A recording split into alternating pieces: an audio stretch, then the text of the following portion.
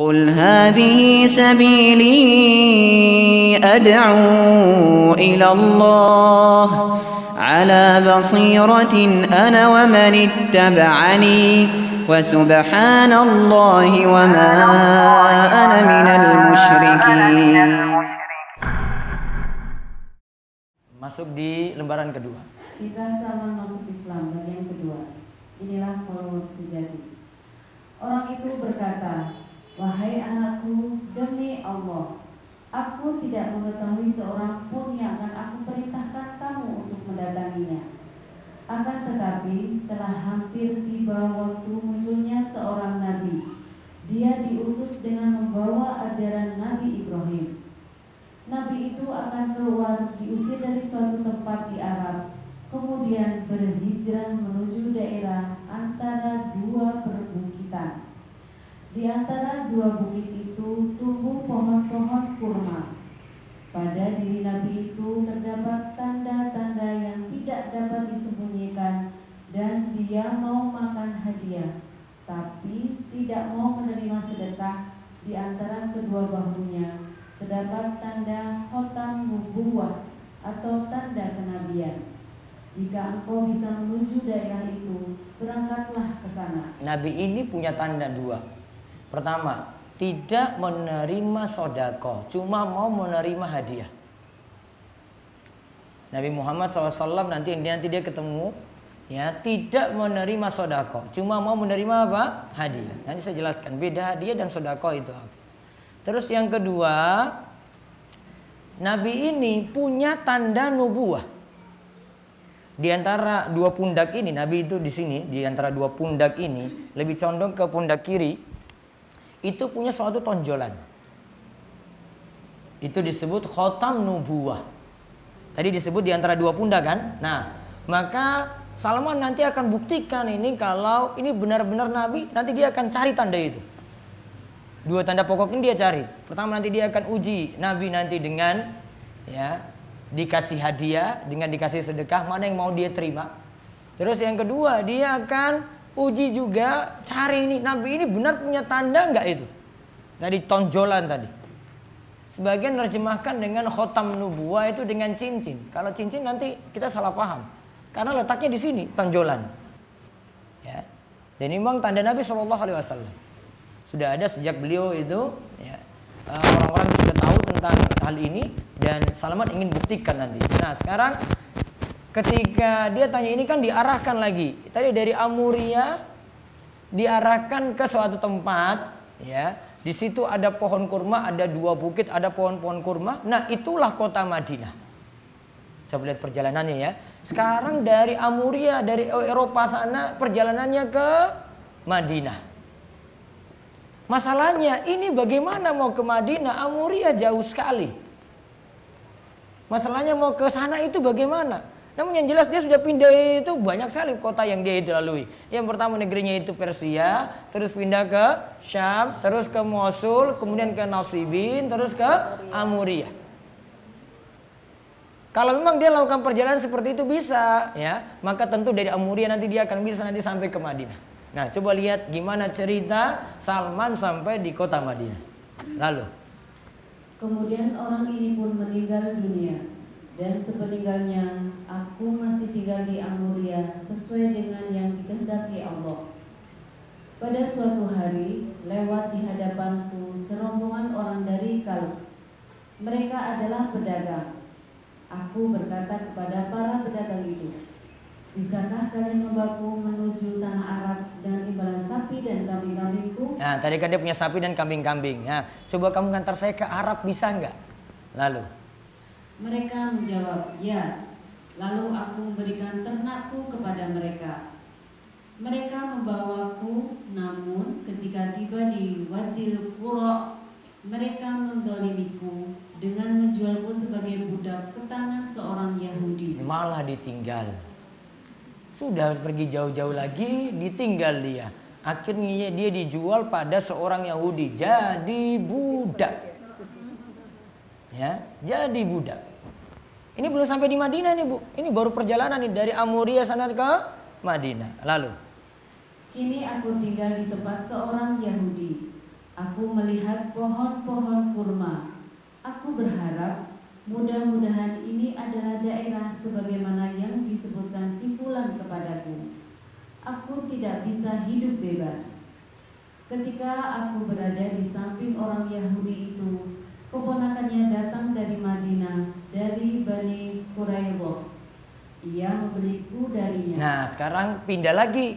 Dari Yahudi tadi pindah lagi kepada orang Madinah. Dari Bani Quraidah tadi. Sudah pindah tangan itu. Tadi pertama ditipu sama orang, ya, ditinggal tengah jalan, kemudian dijual pada seorang Yahudi, baru kemudian dari Yahudi ini, ya, dijual lagi kepada Bani Quraidah, ya, keponakannya tadi, lalu dibawa ke kota Madinah. Lanjut. Kemudian membawaku ke Madinah. Begitu aku tiba di Madinah, aku segera tahu berdasarkan apa yang disebutkan si fulan kepadaku. Sekarang aku tinggal di Madinah. Allah mengutus seorang Rasulnya. Dia telah tinggal di Mekah beberapa lama, yang aku sendiri tidak pernah mendengar ceritanya karena kesibukanku sebagai seorang budak. Kemudian Rasul itu berhijrah ke Madinah.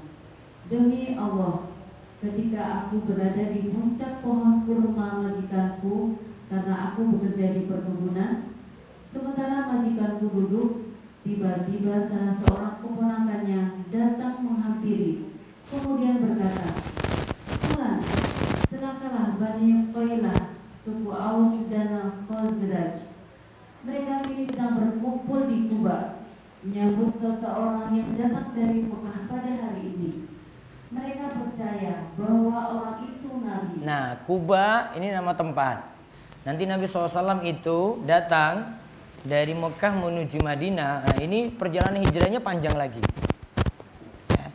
Jadi ketika Nabi SAW itu mau datang, ini setelah melewati perjalanan itu dari sekitar bulan Muharram awal mulai hijrah ya. Kemudian nanti mampir di Gua Thur, kemudian melewati perjalanan yang tidak biasa. Nabi lewati dari perjalanan dari Mekah ke Madinah bukan seperti jalan utama. Melewati pesisir pantai, kemudian lewat-lewat sampai orang-orang tahu, wah sebentar lagi itu Nabi datang. Karena ada yang sudah beritahu, tadi saya ketemu Nabi itu di daerah pantai ini.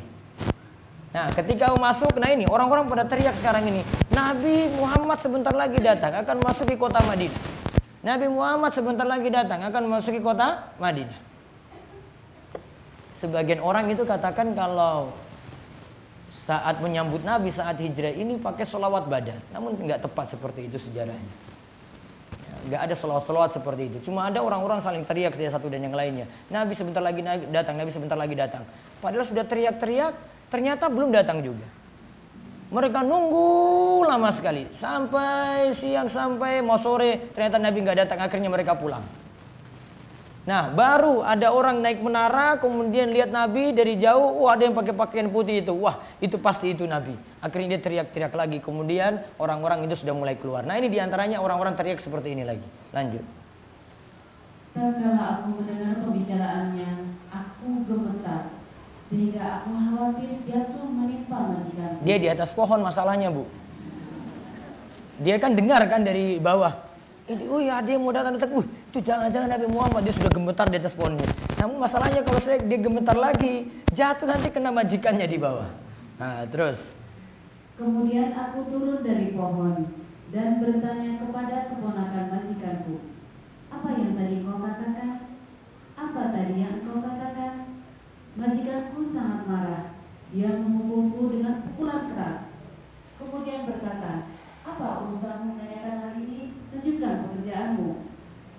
Aku menjawab, "Tidak ada maksud apa-apa. Aku hanya ingin mencari kejelasan terhadap apa yang dikatakan.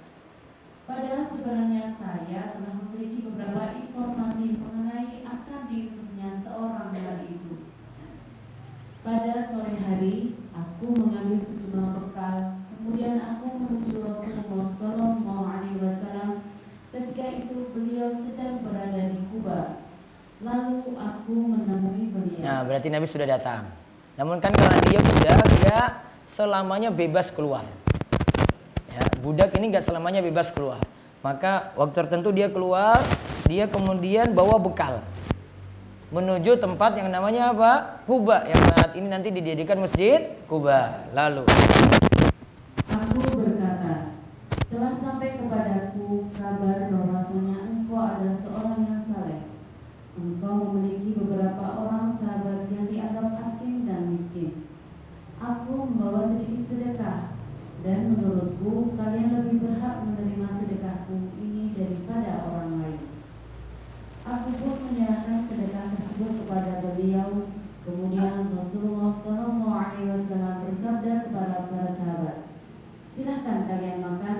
Sementara beliau tidak menyentuh sedikit sedekah itu dan tidak memakannya. Aku berkata, ini satu tanda kenabiannya. nah tadi kan diberitahu dari orang dari Amuria tadi kan. Nanti Nabi tersebut tidak akan makan sodako. Si Salman bahwa ini bentuk sodako ini karena dia sebut ketika itu ini nanti untukmu dan juga sahabat-sahabatmu yang miskin. Karena kalau sodako ini untuk orang-orang miskin. Nah, ketika itu Nabi suruh yang lainnya makan, Nabi Muhammad sendiri tidak makan sodako tadi. Dia bilang ini tanda pertama ini tanda pertama. Lalu Aku pulang meninggalkan beliau untuk mengumpulkan sesuatu. Rasulullah SAW pun berpindah ke Madinah. Kemudian pada suatu hari, aku mendatangi beliau sambil berkata, aku memperhatikanmu tidak memakan pemberian berupa sedekah, sedangkan ini merupakan hadiah sebagai penghormatanku kepada engkau. Kemudian Rasulullah makan sebagian dari hadiah pemberianku dan memerintahkan para sahabat untuk memakannya. Mereka pun makan hadiahku itu. Aku berkata dalam hati, inilah tanda kenabian yang kedua. nah berarti ada perbedaan kan di sini sedekah dengan hadiah. Kalau sedekah tadi ada orang-orang miskinnya. Kalau hadiah di sini dia bilang ini untuk menghormatimu. Berarti Bu perhatikan sedekah itu ditujukan pada fakir miskin. Kalau hadiah pada orang kaya, pada orang fakir miskin juga dapat. Terus kalau sodako biasanya ditujukan kepada fakir miskin tanpa tunjuk orang, jarang nunjuk orang gitu. Misalnya ya, nitip ke saya misalnya, Ustaz, tolong nanti kasih pada fakir miskin ya. Nah, ibu nggak tunjuk orangnya siapa, ya kan? Nggak nunjuk si A, si B, pokoknya cari apa? Fakir miskin. Namun kalau hadiah gimana hadiah? Nunjuk orang nggak? Ah, kasih pada orang. Nanti hadiah ini tolong kasih pada si A. Berarti kalau hadiah sudah nunjuk orang. Orangnya siapa? Ya, saya ulang. Kalau sedekah ditujukan pada siapa? Fakir miskin. Sudah nunjuk orang apa belum? Belum. Baru umum. Pokoknya ini untuk sedekah fakir miskin. Terus kalau hadiah, ya hadiah gimana tadi? Untuk memuliakan orang. Tujuannya untuk memuliakan. Sudah nunjuk orang apa belum?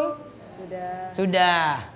Namun nanti bebas ya. Bisa jadi dia beri pada hadiah ini pada orang kaya, bisa jadi pada orang miskin. Maka ketika ditawarkan hadiah, Nabi mau makan. Sahabat yang lain juga makan. Namun kalau ditawarkan sodako, Nabi suruh para sahabatnya, silakan kalian makan, saya tidak. Maka karena tahu, Salman tahu lagi, Nabi Muhammad SAW terima hadiah. Ini tanda kedua kenabian yang tadi disebutkan. Terus selanjutnya aku menemui beliau SAW saat beliau berada di kuburan Baqi Al-Qarqad. Beliau sedang mengantarkan jenazah salah seorang sahabat. Beliau mengenakan 2 lembar kain. Ketika itu beliau sedang duduk di antara para sahabat. Aku mengucapkan salam kepada beliau. Kemudian aku berputar memperhatikan punggung beliau. nah jadi dia perhatikan punggung terus nih siapa tahu kelihat nanti ini ya. Terus adakah aku akan melihat khotam nubuwah yang disebutkan si fulan kepadaku? Pada saat Rasulullah SAW melihatku sedang memperhatikan beliau, beliau mengetahui bahwa aku sedang mencari kejelasan tentang sesuatu ciri kenabian yang disebutkan salah seorang kawanku. Kemudian beliau melepas kain selendang beliau dari punggung. Nah, beliau lepas kain selendangnya tadi dari punggung. Berarti terlihat kan? Oh, ini dia tandanya. Lalu, aku berhasil melihat tanda khatam nubuwah dan aku yakin bahwa beliau adalah seorang nabi. nah berarti tanda sudah 3. Apa saja tadi tanda pertama? 1, tidak menerima sodako. 2, tidak menerima hadiah. 3, nah tanda khotam nubuwah, cap kenabian. Nah ketika lihat langsung dia baca lagi. Maka aku terlungkup di hadapan beliau dan memeluknya seraya menangis. Nah kenapa dia menangis, Bu? Akhirnya menemukan juga. Tahu perjalanannya dari mana, Bu? Dari mana perjalanannya? Persia sana. Panjang sekali. 6 tempat lewati, 6 guru dilewati. Baru kali ini ketemu Nabi Shallallahu Alaihi Wasallam. Coba kalau ibu dalam posisi ini kayak bagaimana coba? Coba jadi posisi kayak Salman coba, kayak bagaimana lagi itu? Dia tunduk langsung terlungkup terus. Ya Allah, ini betul ini Nabi Muhammad ini jelas ini. Ini yang sudah saya diceritakan itu.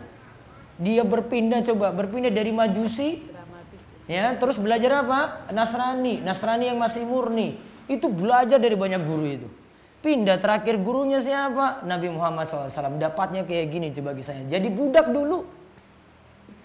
Ya, itu jadi budak dulu itu, jadi pekerja dulu. Ini masih budak nih, Bu. Ini masih budak, belum bebas dia. Belum bebas, masih jadi budak.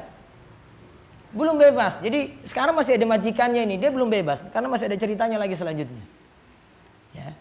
Jadi belum selesai. Karena dia ketika itu sudah tahu ini Nabi, ya. Namun untuk totalitas mengikuti Islam masih dalam status sebagai seorang budak. Jadi dia masih kerja lagi. Tadi kan masih ngurus-ngurus kurma. Ya, jadi dia masih kerja pada majikannya. Namun dia sudah tahu, sekarang sudah terbukti ini Nabi Muhammad. Nah, sekarang lanjut Rasulullah bersabda kepadaku, pindahlah kemari. Maka aku pun berpindah dan menceritakan perihal keadaanku sebagaimana yang aku ceritakan kepadamu ini, wahai Ibnu Abbas. Nah, dia cerita pada Nabi Muhammad lagi coba. Cerita yang panjang tadi dari Persia, Syam, ya, Mosul, terus Nasibin, Amuria, lompat ke Madinah. Jauh sekali itu perjalanan. Dia cerita lagi pada Nabi Muhammad seperti yang ini sekarang Ibnu Abbas kamu dengar nih, ya. Saya juga ceritakan itu pada Nabi. Sekarang saya ceritakan kepadamu Ibnu Abbas. Jadi ceritakan kisah yang panjang sekali. Sekarang pada Ibnu Abbas dia cerita. Sebelumnya dia cerita pada Nabi Muhammad sallallahu alaihi wasallam. Lalu kemudian para sahabat takjub kepada Rasulullah sallallahu alaihi wasallam ketika mendengar cerita perjalanan hidupku itu. Nah, berarti Rasulullah dengar tadi dia cerita dari awal sampai akhir. Sekarang giliran Ibnu Abbas dengar lagi kayak gitu. Para sahabat takjub itu lihat, cerita yang panjang sekali kayak gitu. Terus Salman sibuk bekerja sebagai budak. sekarang statusnya masih jadi budak.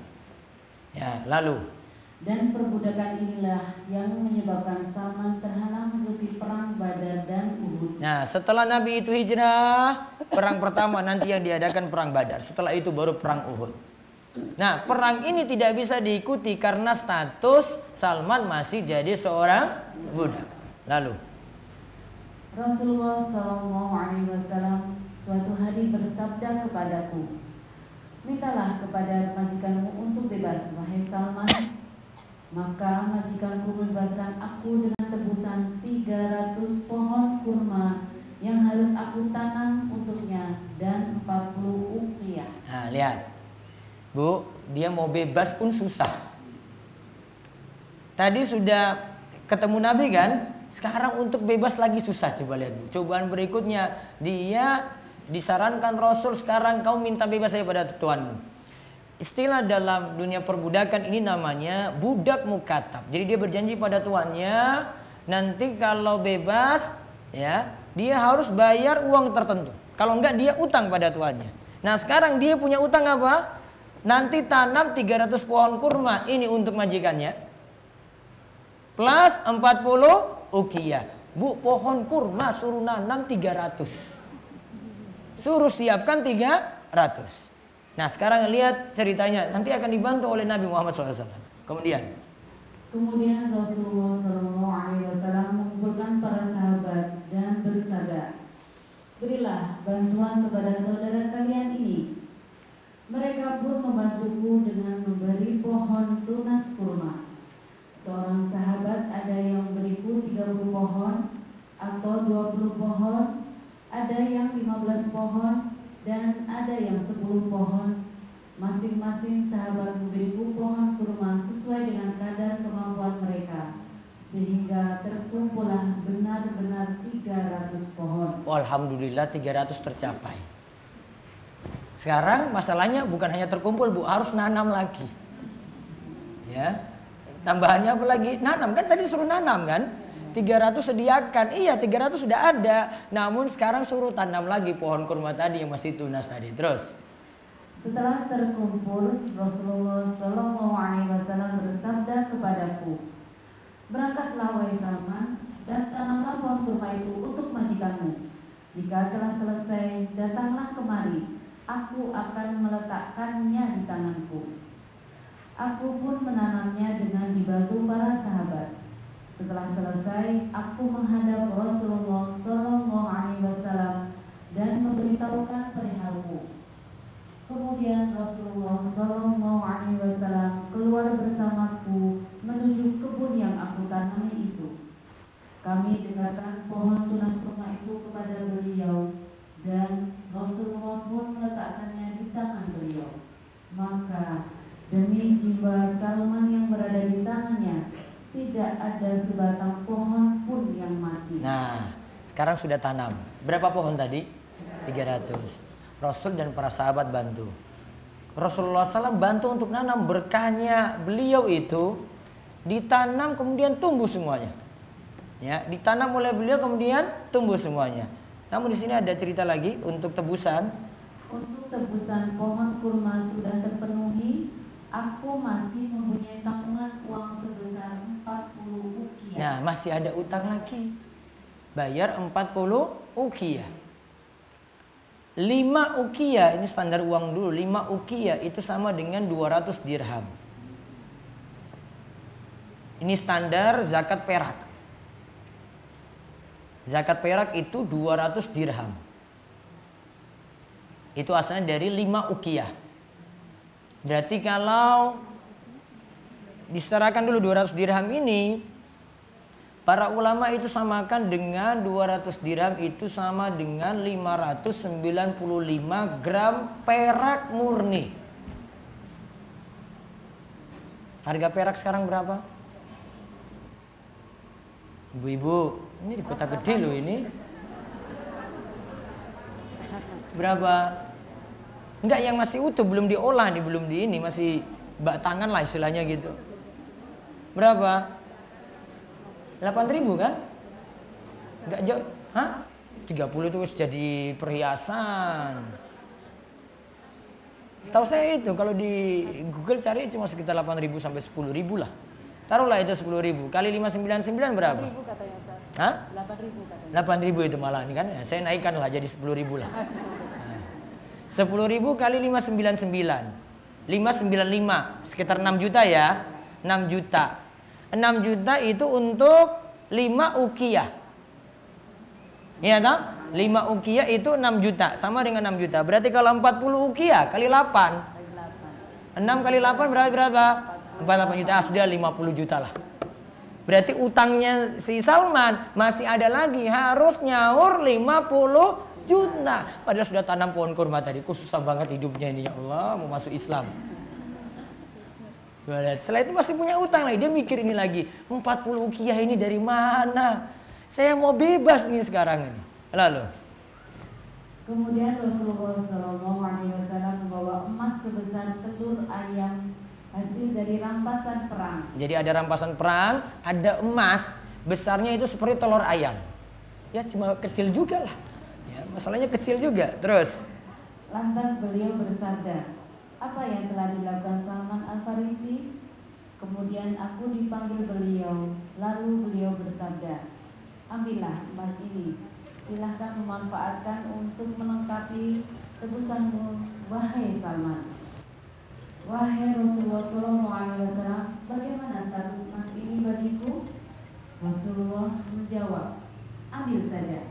Insya Allah, Allah SWT akan memberi kebaikan kepadanya. Kemudian aku menimbang emas itu. Demi jiwa Salman yang berada di tangannya, berat ukuran emas itu 40 ukiah. Alhamdulillah lunas berarti. Padahal Rasul nggak hitung-hitung tadi kan?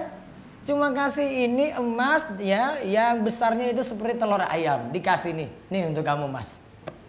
Dia belum tahu ukurannya berapa. Ini karena berkah Rasul berarti. Berkah saking Rasul ditimbang, ternyata berapa sama 40 ukiah, lunas berarti utang ini. Alhamdulillah. Lalu kemudian aku penuhi tebusan yang harus aku serahkan kepada majikanku, dan aku dimerdekakan. nah kisahnya sampai sini baru merdeka. Ibu sudah baca 2 lembar buletin baru merdeka saat ini nih. Jauh sekali, coba lihat. Padahal sebelumnya dia bukan budak, ya kan? Dia dari tokoh Majusi loh ini. Namun akhirnya jadi budak, jadi susah lagi hidupnya. Sampai terakhir masuk Islam tadi, nah dibebaskan tadi 300 pohon kurma plus 40 ukiah. Ini tanda dibalik kesulitan, besar sekali kesulitannya. Alhamdulillah endingnya luar biasa.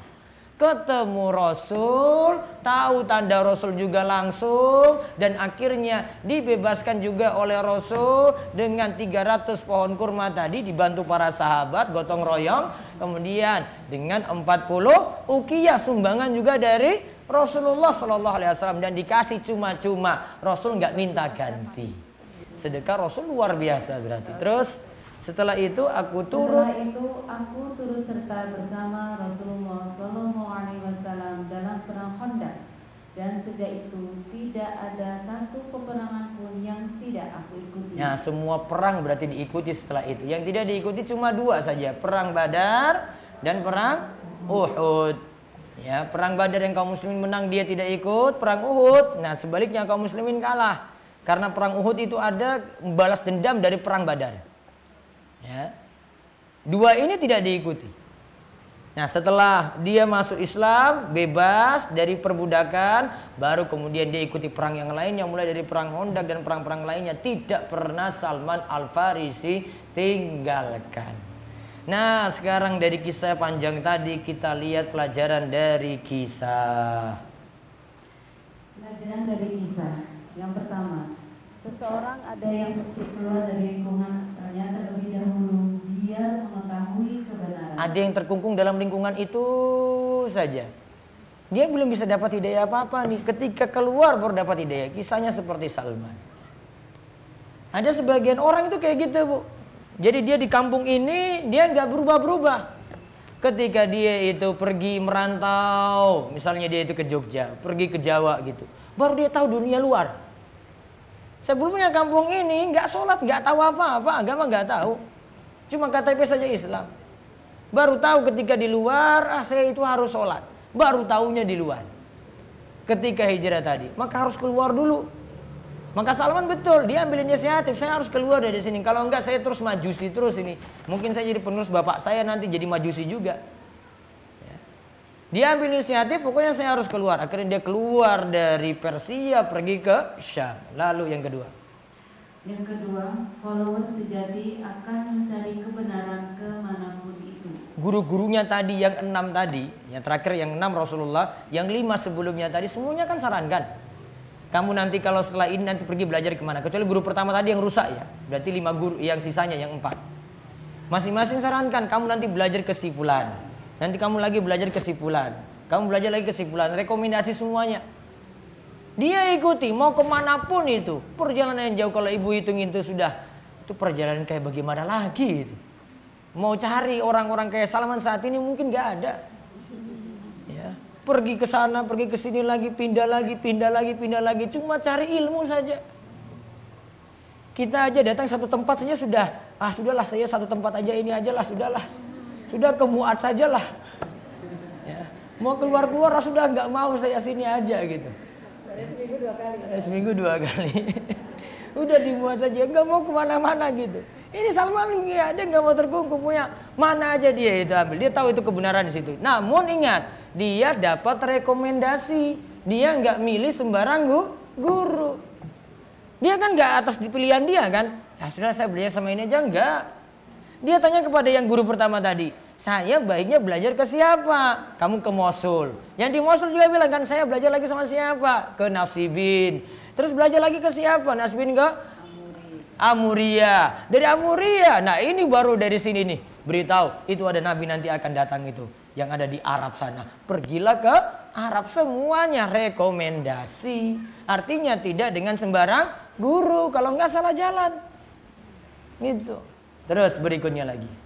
Yang ketiga, Salman mengajarkan tidak fanatik pada ajaran leluhur. Nah, lihat ajaran leluhurnya siapa tadi? Apa tadi? Majusi. Saya ingin keluar dari ini nih. Maka dia kan bandingkan, awalnya dia bandingkan dengan Nasrani dulu. Ini kok ibadahnya bagus. Dia nggak mau fanatik dengan majusinya. Kalau sebagian kita pokoknya ngotot, pokoknya ini aja. Sudahlah ini turun-temurun ini aja, nggak usah diubah-ubah. Plek kayak gini sudah. Diubah nggak boleh. Kalau dia nggak, saya mau lepas dari ini. Saya yakin nanti ada yang lebih bagus daripada itu. Dia keluar dari itu. Nggak mau fanatik pada leluhur. Terus yang keempat.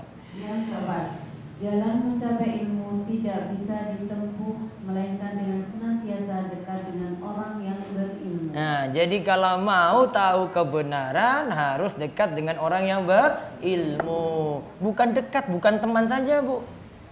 Bukan temanan, namun belajar. Duduk, gali ilmu di situ, kaji apa yang perlu dikaji. Kayak Salman tadi, dia terus ikuti ini sampai meninggal dunia. Yang berikutnya dia ikuti lagi sampai meninggal dunia. Semua sampai meninggal, kecuali Rasul tadi baru dia ikut dari awal. Lanjut lagi. Yang kelima, terkadang orang-orang jahat mengenakan pakaian dan menampakkan diri sebagai orang yang baik-baik. Nah, tadi yang guru pertamanya tadi itu loh, yang pendeta di Syam, ya, itu kan awalnya sudah kamu belajar sama saya saja. Ternyata dia tahu kebusukannya. Nerima sodako, semuanya dia pakai sendiri. Akhirnya terkumpul 7 tadi, 7 peti emas dan perak. Lalu yang keenam.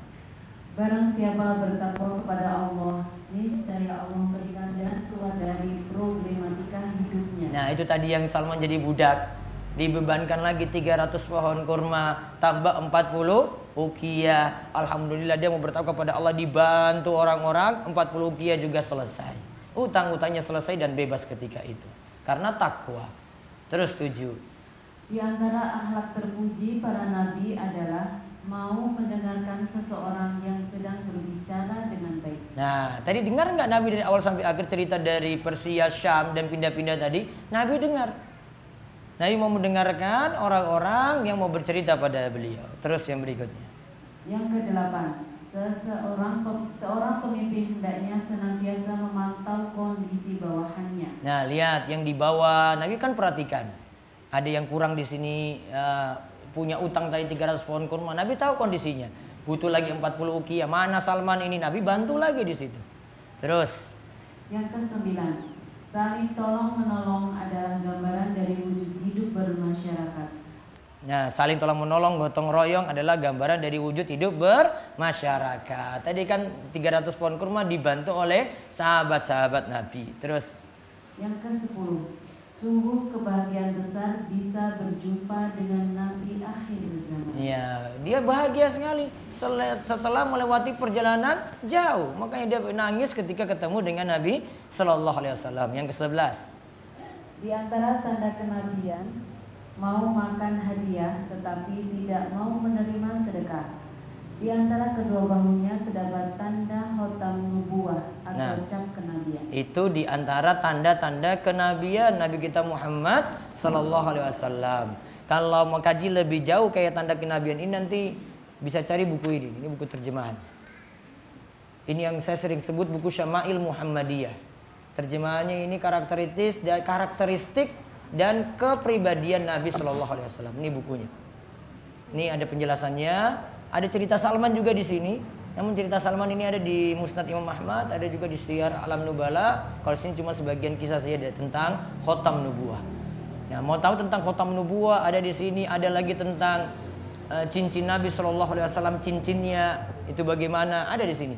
Cincin Nabi itu bertuliskan Muhammad Rasulullah. Cincin Nabi itu sampai saat ini sebenarnya tidak diketahui. Kalau ada yang klaim itu cincin Nabi itu sudah berpindah-pindah. Ceritanya di sini sebutkan Rasulullah membuat cincin dari perak. Jadi cincin beliau dari perak, nggak dari emas. Terus cincin tersebut biasanya dipakai di tangannya, jarinya. Kemudian berpindah ke tangan Abu Bakar. Setelah Nabi meninggal pindah ke Abu Bakar. Setelah itu pindah ke Umar. Kemudian pindah ke Utsman. Lalu jatuh di Sumur Aris. Sumur Aris itu ada di dekat Masjid Kuba. Ukirannya bertuliskan Muhammad Rasulullah. Sudah terjatuh dalam Sumur Aris di masa Utsman. Berarti kalau ada yang klaim ada cincin Nabi SAW saat ini, harus butuh bukti yang jelas. Karena di masa Utsman saja sudah hilang. Kok tiba-tiba ada di Indonesia? Tanda tanya besar itu. Berpindahnya bagaimana lagi itu? Ya. Sudah jatuh di Sumur Aris, nggak ditemukan lagi. Pindah tangan itu. Maka kalau pindah seperti ini sudah ada riwayat yang juga klaim ini ada cincin Nabi, harus ngaku juga riwayatnya mana. Ya. Karena cincin tadi sudah jatuh di Sumur Aris. Wallahu a'lam bishawab. Ada pertanyaan 5 menit? Bapak Ibu semuanya, kalau ada pertanyaan silakan. Mungkin yang cari kertas atau mau langsung juga boleh.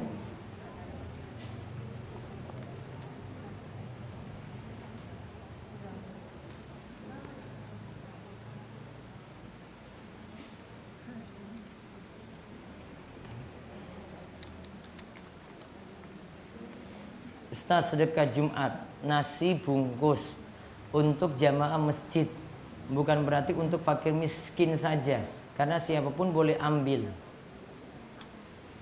Kalau mau diistilahkan, mungkin istilah kita sedekah, namun niatannya sebenarnya bukan sedekah ini ya. Ya hadiah lah niatannya.